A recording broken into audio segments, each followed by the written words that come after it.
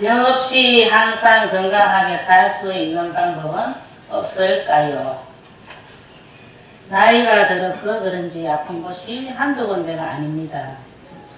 병이 있어 치료받거나 수술하고 완치된다 싶으면 또 다른 부위에 병이 생기고 세월이 좀 지나는 동안 멀쩡하다가도 또 병이 생기고 병 없이 항상 건강하게 살 수 있는 방법이 있을까요? 물론 있습니다. 그런데 병 없이 항상 건강하게 살려면 그만한 대가를 좀 치러야만 됩니다. 대가는 결코 돈이 드는 것은 아닙니다만 필요에 따라서는 약간 들 수도 있습니다. 이 대가라는 건 뭐냐면 이렇게 병이 몸에 자꾸 생기듯이 우리도 병이 생기지 않게 계속해서 노력을 하는 것입니다. 그러니까 대가라는 건 여러분들이 오늘 내가 그 방법을 알려드릴 텐데 이 방법을 꾸준히 계속해야만 됩니다. 그래야지만이 병 없이 항상 건강하게 살 수가 있습니다. 요즘은 먼저 여러분들이 요즘 사는 것을 굉장히 행복하게 생각하셔야 됩니다. 왜냐하면 요즘은 의학도 많이 발달을 해가지고 요즘은 얇은 핏줄이 막혀 있는 것도 전부 다 바늘을 집어넣고 다 뚫어냅니다. 그리고 어지간한 것은 전부 다 예방주사를 놓고 그래서 예방을 하고 또 조금이라도 나쁜 부위는 전부 다 절개해서 없앨 수도 있으며 또 옛날에는 다 몸을 반드시 해부를 해야지만이 꺼낼 수 있었는데 요즘은 파동요법으로 즉 기계가 소리를 통해서 여러분들의 몸 안에 있는 것을 부시기도 하고 또 치료도 합니다. 물론 이런 것들은 전부 다 의사들이 하는 의학적인 것입니다. 그런데 지금 질문하신 분도 얘기했지만 수술을 다 하고 다 고쳤는데 또 병이 생기고 또 병이 생기는 것은 그것은 의사가 할 일이 아닙니다. 그래서 의사는 치료를 하지만 이렇게 몸에 생긴 병이 저절로 없어지게 하거나 아니면 생기지 않게 하는 것은 치유라고 합니다. 나는 물론 의사도 아니기 때문에 치료에 관해서는 말하지 않습니다. 그러나 병이 생기지 않고 건강하게 사는 법에 대해서 가르쳐 드리겠습니다. 지금부터 내가 하는 방법은 여러분들이 반드시 믿고 그리고 이 방법을 감사하게 생각해야 됩니다. 감사한 마음으로 하면은 효과가 확실하지만 될까? 의심하는 마음으로 하면은 되지 않습니다. 물론 되긴 됩니다만은 효과가 약하다 이런 얘기입니다. 그래서 내 이야기를 100% 믿고 여러분들이 고맙게 생각하고 아 이런 방법이 있었구나 하는 마음을 감사한 마음으로 하면은 하루 이틀 3일 그렇게 하다 보면은 전부 다 여러분들의 몸 안에 지금 불편하다고 하는 점이 전부 다 없어지는 것을 여러분들이 알게 될 것입니다. 먼저 여러분들이 오늘 내가 가르쳐 드릴 이 방법을 배우기 전에 여러분들이 먼저 조심해야 할 것이 있습니다. 그것은 첫째, 여러분들이 배가 고프거나 맛있는 것이 있으면은 많이 먹는데 절대로 많이 먹는 걸 해서는 안 됩니다. 자기가 제일 배부르게 먹어서 배가 부르다 하는 상태를 포만감이라고 하는데 그 포만감을 100%라고 했을 때 반드시 70%만 드시도록 하십시오. 네. 지금 이 지구에서 가장 오래 사는 사람들은 일본 사람들입니다. 그 사람들은 반드시 소식을 합니다. 소식을 해야지만 우리가 몸 안에 병을 일으키는 나쁜 활성산소라는 것이 생기지 않습니다. 그래서 여러분들도 반드시 포만감이 오기 전에 70%만 드시는 걸 원칙으로 하셔야 됩니다. 물론 먹고 싶은 건 뭐든지 다 드셔도 좋습니다.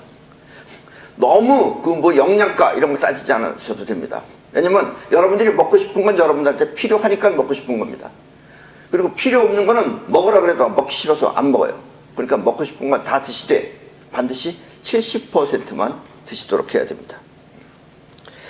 그 다음에 또 하나는 이건 아주 중요한 겁니다. 특히 우리나라 사람들은 꼭 알아둬야 됩니다. 우리 한국 사람들은 이상하게 뭐 좋다 그러면은 굉장히 그 좋다라는 거를 무리가 따르도록 합니다. 그래서 우리 모든 병의 근원은 무리가 원인이라고 생각하셔도 좋습니다. 좋은 것도 무리하게 하면은 무리가 곧 우리 몸에 활성산소라는 것을 또 만들어냅니다. 그래서 무리하지 않게 아프락삭스의 공이라는 것을 꼭 지키시면 됩니다. 아프락삭스의 공은 우리가 전에도 여러 번 얘기했지만은 여러분들이 이 아프락삭스라는 것은 우리 몸에 끌어당기는 힘과 뻗어나가는 힘. 지금은 뭐 그렇게까지 설명할 필요 없고 일단 공이 있습니다. 공. 이 공을 따뜻한 데다가 올려놓으면은 공이 팽창을 합니다. 안에서 팽창을. 근데 이걸 공이라 그러지 말고 풍선이라고 생각하면은 너무 오랫동안 하면은 얘가 팽창하다 못해서 터져버리게 됩니다. 터지다. 또 차가운 데다가 오래 놔두면 얘가 쭈글쭈글해집니다. 쭈글쭈글해지면은 탄력이 없어서 튕기지를 않습니다. 그래서 쭈글쭈글해질 때까지 요 상태가 아프락삭스의 공입니다. 여기가 바로 공이 잘 튀기는 그런 그 기능이 완벽한 상태다. 그래서 반드시 우리가 터질 때까지 하거나 또 너무 안에서 쭈그러질 때까지 않고 바로 요 상태가 바로 공이 가장 건강한 상태입니다. 요 아프락삭스의 공을 꼭 지키셔야 됩니다. 그래서 오늘도 내가 이 방법을 가르쳐 드릴 텐데 이 방법을 또 배우면 어떤 사람들은 너무 무리하게 하는 사람이 있어요. 그래서 가능하면은 이 방법을 가르치는 지도사들이 있습니다. 그 지도사들하고 같이 하면은 무리하지 않게 잘 하실 수도 있습니다. 자, 그러면 오늘부터 여러분들한테 이 평소에 병 없이 건강하게 사는 그런 방법을 알려드리도록 하겠습니다.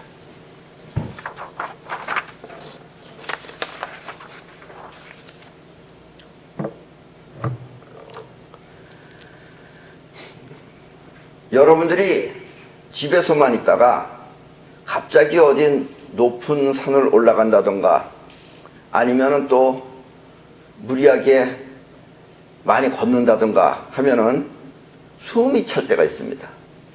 그 숨이 찬 것은 우리 몸 안에 미토콘드리아라는 것이 있는데 이 미토콘드리아라는 것이 쉽게 말하면 우리 몸의 에너지를 만들어내는 것이 바로 미토콘드리아입니다. 우리 몸은 두 가지 에너지가 있습니다. 하나는 뭐냐면 잠잘 때 우주로부터 받는 생체 에너지가 있고 생명 에너지가 있고 또 하나는 우리 몸을 움직이는 생체 에너지가 있습니다. 이 생체 에너지를 만들어주는 것이 미토콘드리아입니다.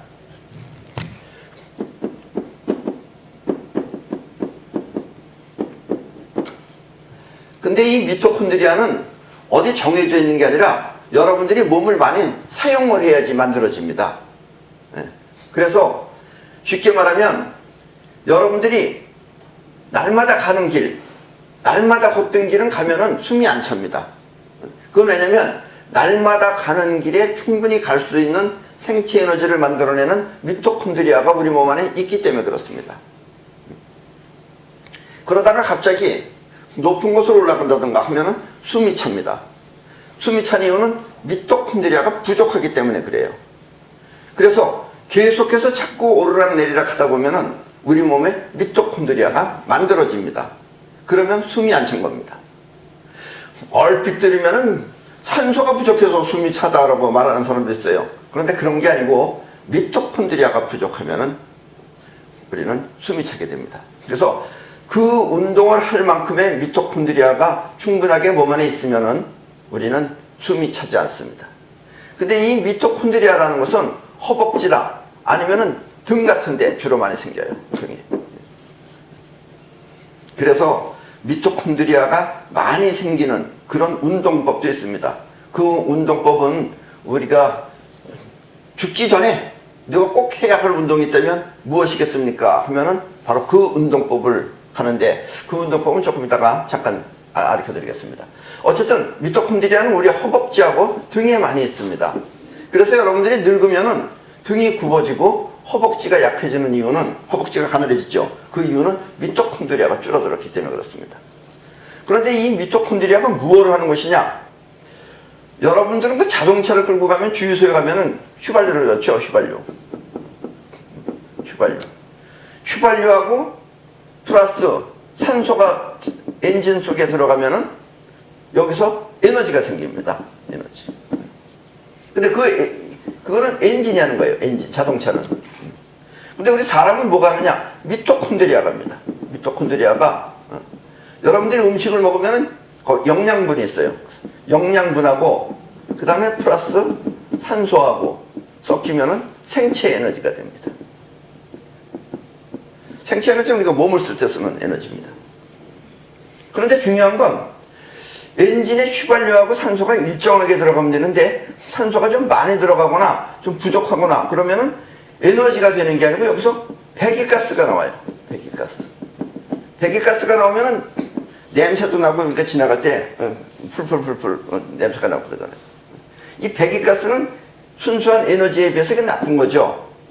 근데 우리도 마찬가지예요. 영양분하고 산소가 들어가는데 산소가 많거나 부족하거나 하면은 우리도 똑같이 배기가스하고 똑같이 그런 것이 나오는데 그걸 일반적으로 우리가 볼 때 활성산소라고 합니다. 병의 종류는 많습니다. 뭐 암도 있고 뭐 많지만 그 모든 병, 즉 부러지거나 이런 그 외과적인 그런 병이 아닌 상태, 즉 세균성이거나 이런 것이 아닌 나머지 병의 모든 원인은 다 활성산소 때문에 생깁니다. 그러니까 활성산소가 우리 몸에 병을 만들어내는 주범이라고 생각하시면 돼요. 주범. 종류는 상관없어요. 암이 됐든지 뭐 고지혈증이 됐든지 뭐가 됐든지 무슨 병이 됐든지 당뇨가 됐든지 그 주범은 활성산소입니다. 그래서 이 활성산소만 없어지면은 우리 몸은 자연히 건강해질 수밖에 없는 것입니다.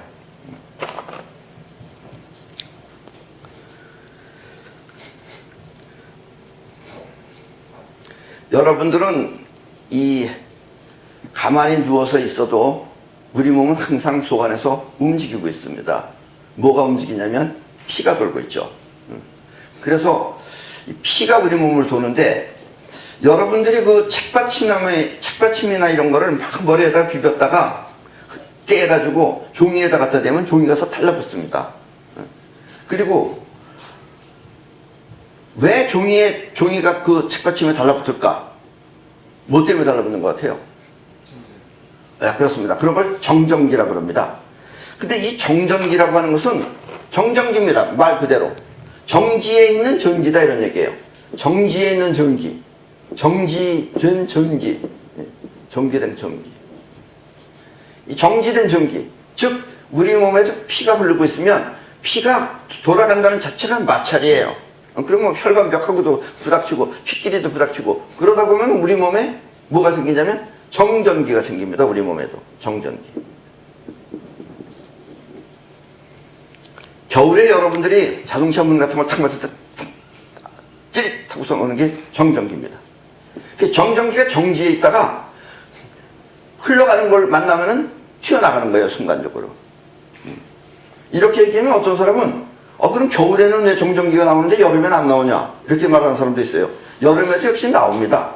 나오는데 여름에는 땀이 나거나 그러면은 땀을 통해서 이미 바깥으로 나온 거예요. 몸 바깥에 땀을 통해서 정전기가 몸 안에 있는 게 흘러버렸다 이런 얘기예요.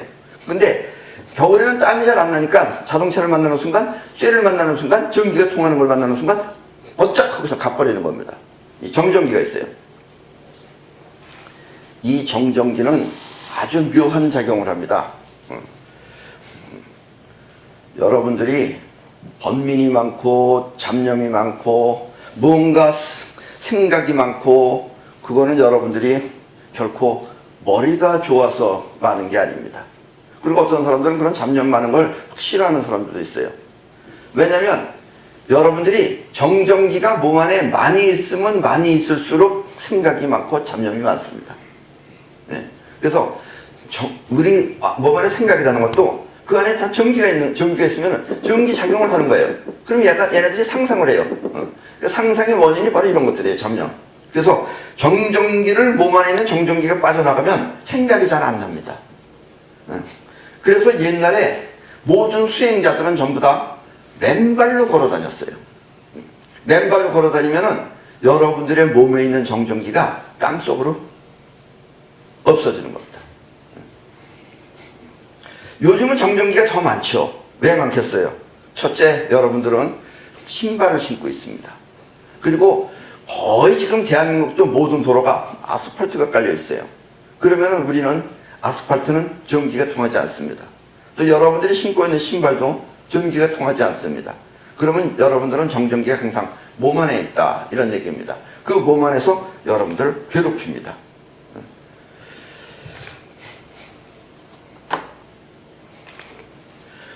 이렇게 우리 몸 안에 정전기가 많이 있으면은 그 정전기가 나중에 뭐가 되냐면은 활성산소로 변합니다. 그러면은 우리 몸에 병이 생긴다, 이런 얘기입니다. 일본에 가면은 유치원들 중에는 천재애들 유치원이 있어요. 그 천재애들 유치원이나 또 일본에 마라톤을 잘 뛰는 애들도 있어요. 걔네들도 유치원입니다. 그 마라톤 잘 뛰는 유치원 있는데 보통 그 유치원이니까 몇 살이겠어요? 우리나라 얘기를 하면은 5살, 6살이에요. 5살. 7살 때부터는 흡혈 가니까. 5살, 6살 먹은 애들이 42km를 완주를 해요. 마라톤.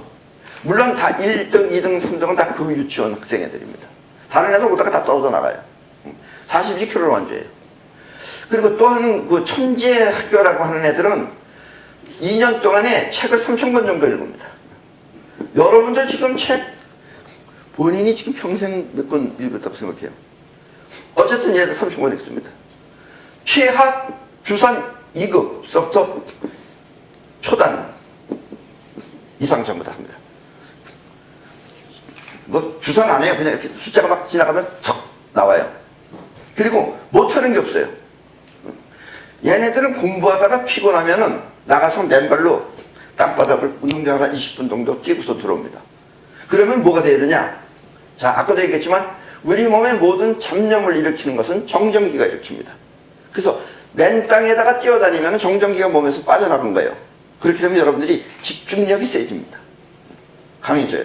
그래서 천재가 될 수 있는 가장 근본적인 집중력이 강해지고 잡념이 없으니까 정신통일이 잘 되는 겁니다. 그래서 천재가 만들어지는데도 역시 맨발로 땅을 걷는 겁니다. 이렇게 맨발로 땅을 뛰는 방법을 맨땅요법이라고 합니다. 오늘은 질문을 하셨기 때문에 지금 특별하게 말씀드리는 거지만 나중에 이 맨땅요법에 대한 건 자세하게 강의를 하도록 하겠습니다. 자, 이제부터 여러분들을 평생 여러분들을 건강하게 해줄 수 있는 것은 맨땅요법입니다. 근데 맨땅요법 전에 여러분들이 꼭 알아야 두셔야 될 게 파동요법이라는 게 있어요.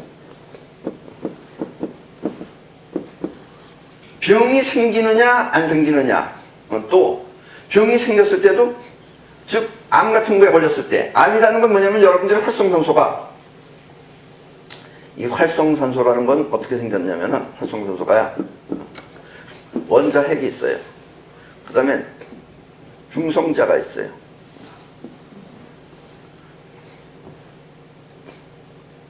양자예요, 양자. 양자는 플러스예요.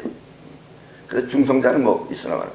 어쨌든 이렇게 플러스들이 있는데 맨 마지막에 이제 뭐냐면 전자가 있습니다. 전자가. 전자라는 거는 2개가 있거나 4개가 있거나 6개가 있거나 이렇게 짝수로 있어야 돼요. 짝수로 있어야지만 얘네들이 안정을 합니다. 그런데 활성산소라는 건 뭐냐면 이렇게 짝수로 있는 것 외에 하나가 더 있는 거예요. 그러면은 이 하나 더 있는 애의 본능이 뭐겠어요? 얘도 안정을 취하고 싶은 거예요. 얘가 안정을 취하고 싶으면 어떻게 해야 되겠어요? 자기 전자 하나를 다른 놈한테 주든지 아니면 다른 놈한테서 전자 하나를 뺏어오는 거예요. 그러면은 2개가 되니까 안정이 되는 거예요. 쉽게 말하면. 근데 그렇게 하는 것이 바로 이 활성산소입니다. 활성산소인데 우리 몸에도 보면은 이 활성산소는 수명이 0.0000 뭐 1초에서부터 뭐 길어야 1초 내지 2초입니다. 잠깐 있는 거예요. 그래서 이게 평소에는 어떻게 쓰느냐? 활성산소가 우리 몸에 한 30%, 뭐 많아야 40% 정도 있을 때는 우리 몸이 건강해지는 거예요. 왜 건강해지냐면 활성산소가 나쁜 짓만 하는 건 아닙니다. 왜냐면 여러분들이 세포를 만들어낼 때도 활성산소가 필요해요. 그리고 또 하나는 뭐가 필요하냐면 여러분들 몸에 나쁜 것이 몸 안에 들어오면은 여러분들의 백혈구가 가서 막는데 백혈구가 누굴 데려가냐면 활성산소를 데려가는 거예요. 그래서 나쁜 애가 하나 들어왔다. 여기 하나. 그럼 활성산소가 탁 들어가가지고 얘를 뺏어서 자기 걸로 만들든가 아니면 자기 걸 얘한테도 줘버리든가 이러면 얘가 물로 돼서 없어집니다. 그러니까 나쁜 애를 없애주는 것을 활성산소가 하는 거예요. 그래서 수술을 했거나 그 직후에는 반드시 활성산소가 필요합니다. 나쁜 걸 막아주는 게 활성산소가 있기 때문에. 그런데 이 활성산소가 수명이 이렇게 짧다 보니까 빨리 해치워야 돼요. 근데 더 이상 자기가 주고 뺏을 나쁜 게 없어. 나쁜 게 없으면 어떻게 하느냐? 우리 몸 안에 있는 전자를 뺏어오는 거예요. 아니면 몸 안에다가 줘버리는 거예요. 멀쩡한 몸에다가. 그러면은 어떻게 되느냐? 예를 들면 우리가 암이라는 건 뭐냐면은 이렇게 DNA가 이렇게 있는데 여기다가 암에다가 여기 있는 거 하나 갖다 뺏어오는 거예요. 여기 뺏어와. 뺏어오면 얘가 어떻게 되겠어요? 망가지죠. 망가지면은 여기 뭔가 이물질이 낍니다. 쉽게 말하면. 이물질 같은 게 껴가지고선 이 이물질이 점점 커져요. 얘가 점점 커지면 이게 바로 나중에 암이 되는 겁니다. 암. 자, 그래서 이 활성산소가 우리 몸에 있는 암세포를 만들어내는 것이 바로 활성산소가 만들어내는 겁니다. 그러니까 모든 병은 전부 다 이렇게 활성산소가 우리 몸에 가고 이렇게 전자를 주고받는 거에서 만들어진다 이런 얘기입니다. 그래서 여러분들이 이 활성산소 같은 작용을 하는 게 뭐냐면은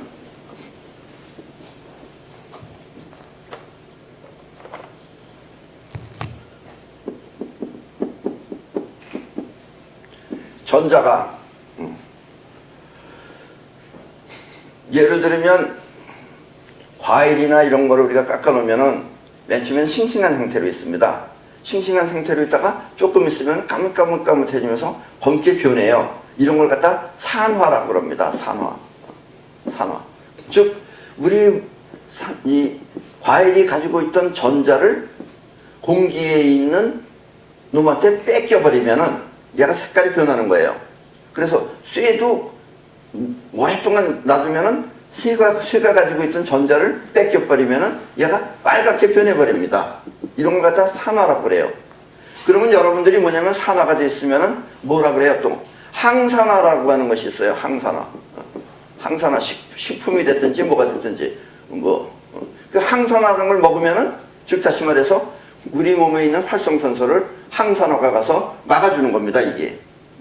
그런데 이 항산화라는 것을 작용이라는 것이 어떻게 일어나는 거냐면 바로 이 항산화라는 것은 전부 다 땅으로부터 생기는 겁니다. 이게. 그래서 맨땅요법이라는 게 뭐냐면 여러분들이 맨발로다가 이제 땅을 밟는 건데요. 맨땅요법이 중요한 것이 하늘에는 뭐가 있어요? 구름이 있죠. 구름이 점점 더 커지면은 무거운 쪽은 마이너스 전자가 붙습니다. 이렇게. 그리고 위에 부분은 플러스가 돼요. 플러스와 마이너스는 항상 같이 있어야 되니까요. 앞으로 앞서 쓰기 때문에. 그 다음에 우리 땅이 있어요. 땅에 이렇게 건물이 있어요. 건물이 있거나 뭐 나무가 있거나 마찬가지입니다. 이렇게 있어요. 이렇게 있으면은 이 위에 부분은 또 플러스입니다. 여기가. 플러스. 나무도 위에는 플러스예요. 그러면 밑에는 뭐예요? 밑에는 역시 마이너스가 있는 겁니다. 그러니까 얘가 이제 무거워지면 여기서 이제 번개를 쳐요. 번개를 치면은 마이너스가 이쪽 플러스하고 닿으면서 밑으로 내려옵니다. 그러니까는 우리 이 땅 속에는 많은 마이너스 전자들이 있는 거예요. 항산화 식품이라는 건 뭐냐면 이 마이너스가 많이 있는 것에 뿌리를 내리고 있는 어떤 것들, 뭐 예를 들면 인삼이라 그러든가 뭐 홍삼이라 그러든가 또 다른 뭐 과일이나 채소나 이런 것 중에서. 그러면 이 마이너스 전자가 과일 안에 들어갑니다. 또 물론 땅이니까 바다에도 있어요. 저 바다나 강에도 그 물이 있죠. 물. 그러면 이 안에 있는 뭐 예를 들면 이렇게 고기들 중에서 생선들 중에서 뭐 등푸른 생선 이런 것들은 바로 땅에 있는 마이너스 전자가 그 생선 몸 안에 많이 들어가 있는 거예요. 이런 것들을 우리가 항산화 식품이라고 합니다. 그래서 이런 것들을 먹으면은 결국은 뭐냐면 그런 것들은 몸 안에 전자를 많이 가지고 있는 거예요. 이 많은 전자를 가지고 있는 것을 우리가 먹으면은 이 전기는 우리 몸에 해롭지가 않아요. 그래서 이 전자가 우리 몸에 그대로 들어오는 겁니다. 우리 몸에 들어오면 이것이 바로 우리 몸에서 항산화 작용을 하는 거예요.